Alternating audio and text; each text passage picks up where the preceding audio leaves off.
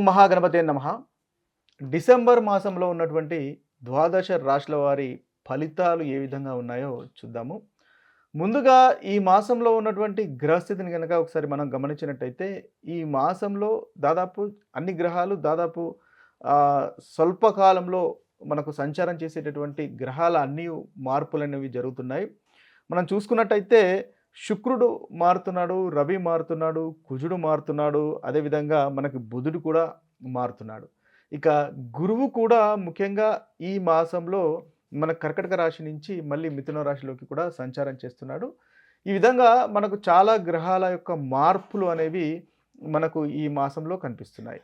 ముఖ్యంగా మొదటి వారంలో కుజుడు మార్పు, అదేవిధంగా దాదాపు మనకి మూడవ వారంలో శుక్రుని యొక్క మార్పు, రెండవ వారంలో రవి మార్పు, అదేవిధంగా బుధుని యొక్క మార్పులు కూడా మనకు ప్రభావితం చేస్తున్నాయి. అయితే ఈ యొక్క మార్పులన్నింటినీ మనం పరిగణలోకి తీసుకున్నట్టయితే, ముఖ్యంగా మనం చూసుకున్నట్టయితే శుక్రుడు వీరికి మనకి వృశ్చిక రాశి నుంచి మనకు ధనుసు రాశిలోకి సంచారం చేస్తున్నాడు. రవి కూడా వృశ్చిక రాశి నుంచి ధనుసు రాశిలోకి సంచారం చేస్తున్నాడు.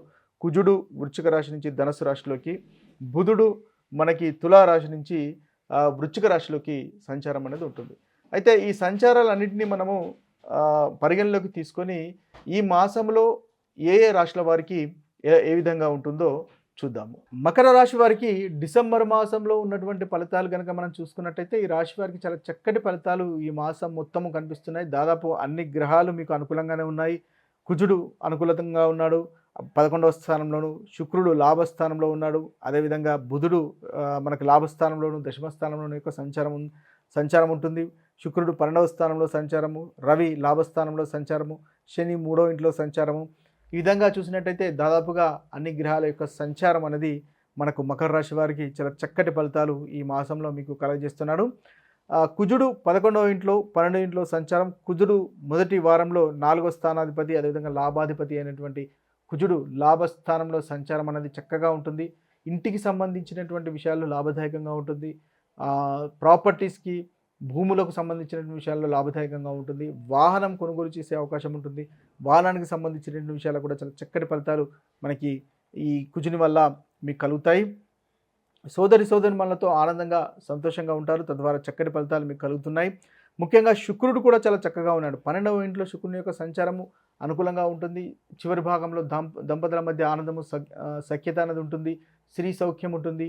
అదేవిధంగా ఆనందము అంటే వివాహం కాని వారికి వివాహ ప్రయత్నాల అనుకూలత ఉంటుంది. తృప్తికరమైన భోజనము, వాహన సౌఖ్యము, మంచి వస్త్రధారణ లాంటి ఉత్తమమైనటువంటి ఫలితాలు మనం చూడవచ్చు. ఇక చూసుకున్నట్టయితే ఇంటికి సంబంధించినటువంటి విషయాల్లో అన్ని విషయాల్లో మంచి అంటే సంబంధించినటువంటి ఇంటిని జాగ్రత్తగా అలంకరించుకోవడము, లేదా ఇంటికి సంబంధించినటువంటి అన్ని కావలసినటువంటి వస్తువులు సేకరించుకోవడం లాంటివి మీరు చేస్తారు. ముఖ్యంగా మనకు బుధుడు కూడా ధనం విషయంలో సేవింగ్స్లో అభివృద్ధి చూపిస్తున్నాడు. అదేవిధంగా దూర ప్రాంతం నుంచి శుభవార్తలు ఉంటాయి. వాక్కు ద్వారా చక్కటి ఫలితాలు ఈ మాసంలో ఈ రాశి వారు పొందే అవకాశాలు కనిపిస్తున్నాయి. పనికి తగినటువంటి ఫలితం అనేది మీకు కలుగుతుంది. ప్రాపర్టీకి వ్యవహారాలు కానీ, కోర్టుకు సంబంధించినటువంటి వ్యవహారాలు కూడా ఈ మాసంలో చాలా అనుకూలంగా కనిపిస్తున్నాయి. శని 3వ ఉన్నప్పటికీ మీకు కమ్యూనికేషన్ అనేది చాలా చక్కగా ఉంటుంది. అదేవిధంగా ధైర్యంగా ఉంటుంది. తద్వారా ఉద్యోగం లేని వారికి ఉద్యోగం కూడా వస్తుంది. ధైర్యంతో ముందుకెళ్తారు. వృత్తిలో అనుకూలత అనేది సాధించుకోగలుగుతారు. అదేవిధంగా ఉద్యోగం లేని వారికి కూడా ఉద్యోగ అవకాశాలు కూడా వచ్చే అవకాశాలు మనకు మెండుగా మకర రాశి వారికి కనిపిస్తున్నాయి. ఓవరాల్గా చూసినట్టయితే మీకు చాలా చక్కటి ఫలితాలే అధికంగా మనకు మకర రాశి వారికి ఈ మాసంలో గోచరిస్తున్నాయి. మనము పరిహారాలు ఈ మాసంలో గనక ఎలాంటి పరిహారాలు తీసుకుంటే ఈ ప్రతికూలమైనటువంటి ఫలితాలు తొలగిపోయి అనుకూలమైనటువంటి ఫలితాలు కలుగుతాయో చూసుకున్నట్టయితే, ముఖ్యంగా మనకు ద్వాదశ రాశుల వారిలో మేషరాశి, వృషభం, సింహరాశి, అదేవిధంగా వృశ్చిక రాశి, ధనస్సు రాశి, మకర రాశి.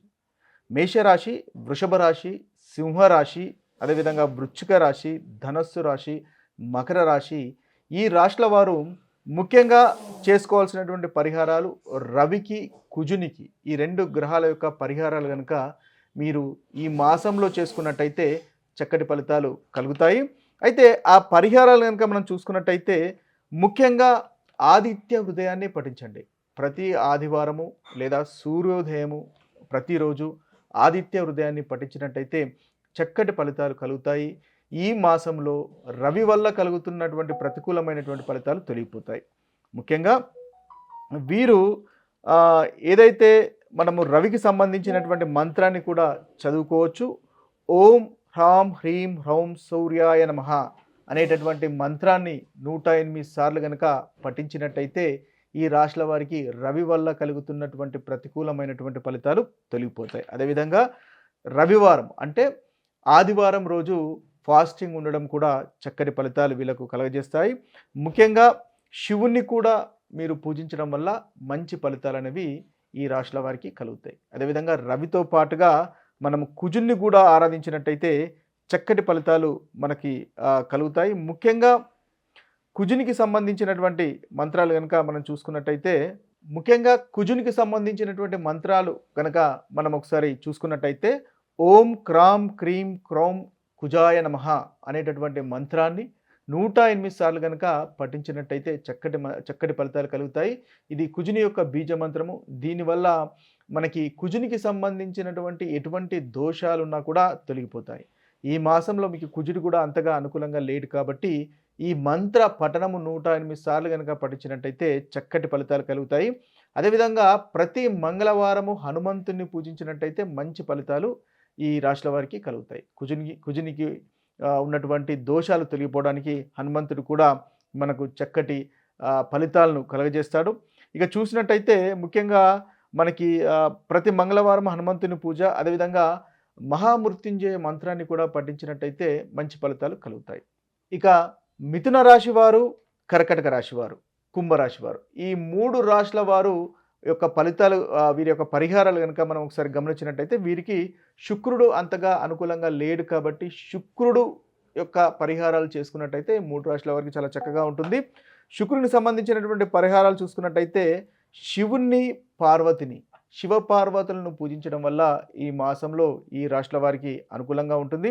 ముఖ్యంగా సోమవారము బిల్వ పత్రాలతో కానీ పాలతో కానీ శివుణ్ణి అభిషేకించడం వల్ల మంచి ఫలితాలు అనేవి ఈ రాశుల వారికి కలుగుతాయి. అదేవిధంగా వీరు శుక్రుని యొక్క బీజమంత్రము ఓం ద్రాం ద్రీం ద్రౌం శుక్రాయ నమః అనేటటువంటి బీజమంత్రాన్ని రోజుకి 108 సార్లు పఠించినట్టయితే చక్కటి ఫలితాలు ఈ రాశుల వారికి కలుగుతాయి. చూసుకున్నట్టయితే మనకు చివరిగా మిగిలిన 2 రాశులు కన్యారాశి, తులారాశి.